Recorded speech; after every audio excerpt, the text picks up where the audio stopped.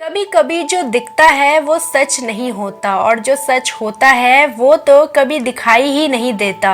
दोस्तों, लिसा का कोचेला में परफॉर्म करना, फ्रेडरिक अर्नोल्ट का वहां पर आना और अचानक से जेनी का वहां से चले जाना। आज आपको बहुत कुछ ऐसा जानने को मिलेगा जो आपको कभी भी पता नहीं चल पाया होगा।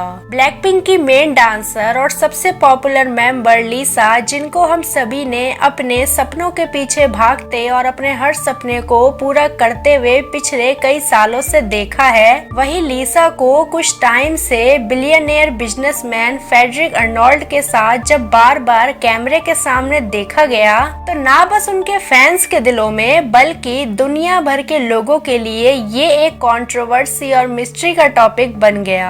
लेकिन लिसा और फ्रेडरिक का ये जो रिलेशनशिप है वो सच में इतना सिंपल और सच्चा है जैसे कि देखने में लगता है, या फिर इसके पीछे कुछ और ही मिस्ट्री छुपी हुई है जो अभी तक कोई भी नहीं समझ पाया है। उनका ये प्यार और उनका ये रिश्ता क्या सच में वही है जो दिखाई दे रहा है? वैसे देखा जाए तो ब्लैकपिंक की लिसा की जो जर्नी अभी तक लोगों ने देखी है, उससे ये बात तो साफ साफ पता चलती है कि उन्हें काफी टाइम तक अपनी खुद की पहचान बनाने में स्ट्रगल करना पड़ा है। ब्लैकपिंक ग्रुप के साथ काफी सारी कंट्रोवर्सी हमेशा से ही चलती आई हैं। लिसा ने बहुत छोटी एज से अपने डांस के पैशन को फॉलो करना शुरू कर दिया था और धीरे धीरे काफी साल की मेहनत के बाद लिसा को लोगों ने सिंगर, डांसर, रैपर और मॉडल की तरह जानना और पसंद करना भी शुरू किया था। स्पेशली 2016 में जब ब्लैकपिंक की शुरुआत हुई थी तो उससे पहले भी 5 से 6 साल लिसा ने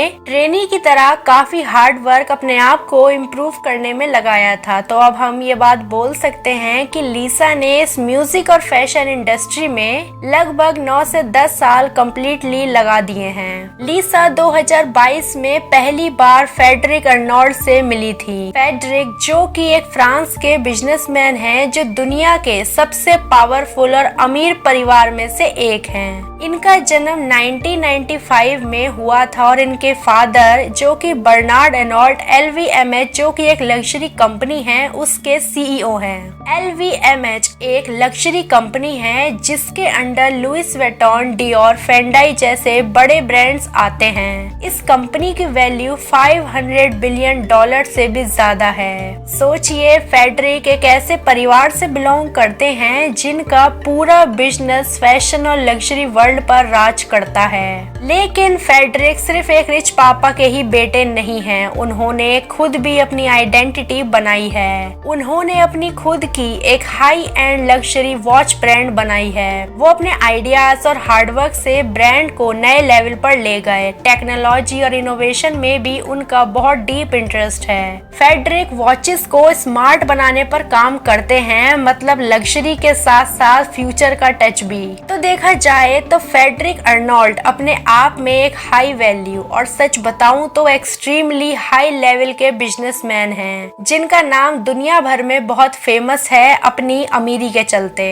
उनकी पर्सनैलिटी बहुत ही काम, कंपोज्ड और क्लासी है। वो ज्यादा मीडिया में नहीं आते, लेकिन जब भी पब्लिक में दिखते हैं उनका स्टाइल और प्रेजेंस लोगों का अटेंशन ले लेती है। फ्रेडरिक को म्यूजिक का भी बहुत शौक है। लिसा और फ्रेडरिक को काफी बार डिनर डेट्स, म्यूजियम और इवेंट्स में साथ देखा गया है। उन्होंने कभी भी ओपनली कुछ नहीं बोला, लेकिन उनकी बॉडी लैंग्वेज और बॉन्डिंग से फैंस ने गेस किया है कि दोनों के बीच में एक स्पेशल कनेक्शन है। देखा जाए तो फ्रेडरिक अर्नोल्ट एक मॉडर्न शहजादे की तरह हैं, जिनके पास पैसा है, पावर है, लेकिन दिल में शायद एक सिंपलिसिटी और प्यार छुपा हुआ है। वो एक ऐसे इंसान हैं जो लग्जरी वर्ल्ड के किंग हैं, लेकिन उनका एटीट्यूड ग्राउंडेड और थॉटफुल है। फ्रेडरिक अर्नोल्ट एक ऐसे इंसान हैं जिनकी कहानी सिर्फ पैसों तक सीमित नहीं है। उन्होंने अपनी फैमिली नेम को आगे बढ़ाया, नए आइडियाज लाए और एक न्यू जनरेशन के बिजनेस लीडर बन गए। उनका काम नेचर, इंटेलिजेंट माइंड और क्लासी स्टाइल उन्हें सबसे अलग बनाता है। और अगर लीसा जैसे क्रिएटिव सोल के साथ उनका कनेक्शन है तो शायद दोनों एक दूसरे के इमोशंस को डीपली समझ पाते हैं।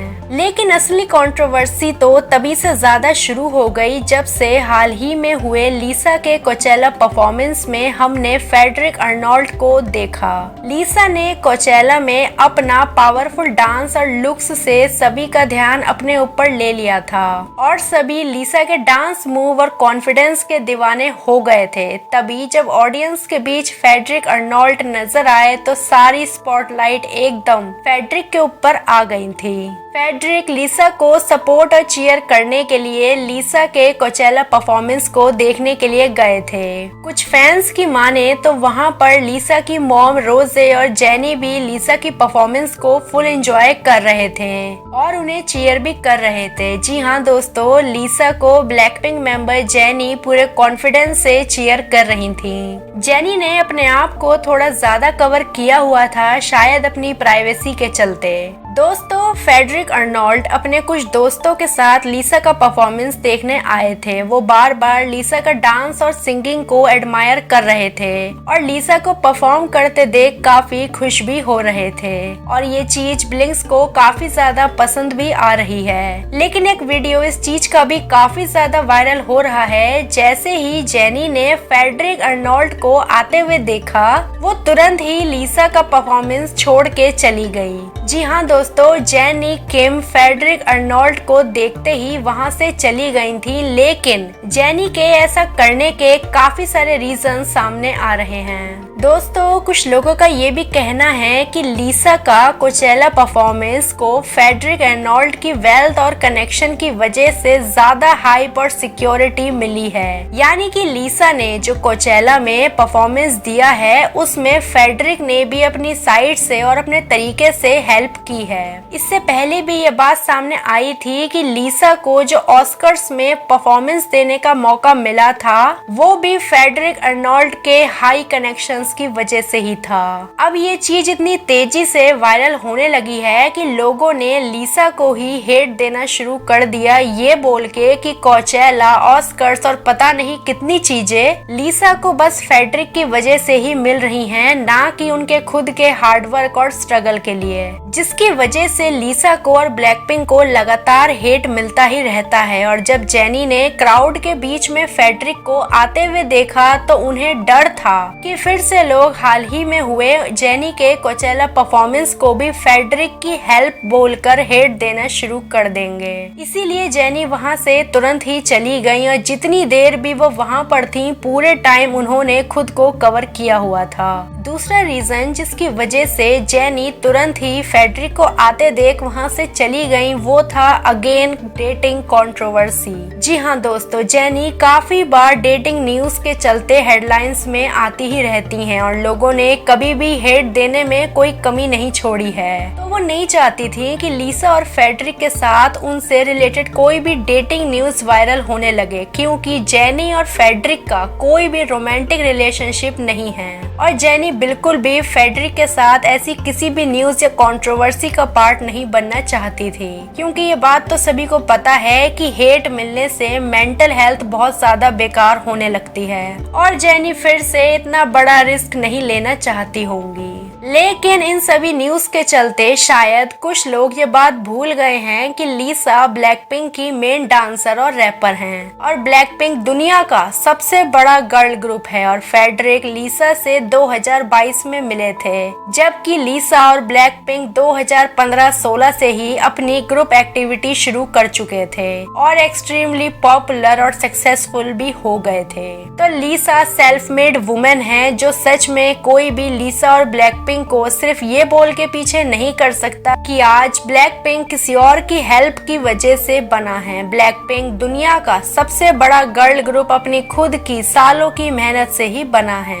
लेकिन इस कोचेला परफॉर्मेंस के बाद से ही सोशल मीडिया पर लोग डिवाइडेड हो गए। एक तरफ फैंस ने फेडरिक की प्रेजेंस को एक्सेप्ट किया और लिसा को सपोर्ट किया, लेकिन दूसरी तरफ कुछ लोगों ने ये भी कहा कि ये सब कुछ लिसा को सिर्फ उनके बॉयफ्रेंड की वजह से मिल रहा है। तो इस कंट्रोवर्सी के बाद भी एक बात तो क्लियर है, लिसा का टैलेंट सबसे बड़ा है और उनका फ्यूचर बहुत ब्राइट है। जो लोग उनकी पर्सनल लाइफ को उनकी सक्सेस से कंपेयर कर रहे हैं, वो बस उनकी जर्नी को समझ नहीं पाए हैं। लिसा को जो मिल रहा है वो उनकी मेहनत का नतीजा है, और ऐसे लोग हमेशा होते हैं जो आपको नीचे गिराने की कोशिश करते हैं, लेकिन लिसा ने हमेशा अपने आप को ऊपर ही उठाया है। फेडरिक की प्रेजेंस को लेकर जो कंट्रोवर्सी थी वो एक रिमाइंडर है कि दुनिया हमेशा पर्सनल लाइफ को प्रोफेशनल सक्सेस से जोड़ देती है, लेकिन जो सच है वो ये है कि लिसा का टैलेंट अपने आप में सबसे ज्यादा पावरफुल है। फेडरिक का साथ हो या फिर ना हो, एक बात तो क्लियर है, लिसा ने अपनी जिंदगी को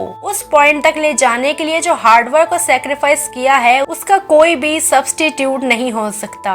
जब एक सेलिब्रिटी की पर्सनल लाइफ और प्रोफेशनल सक्सेस को मिला दिया जाता है तो पब्लिक परसेप्शन कभी भी रियलिटी से मैच नहीं करता।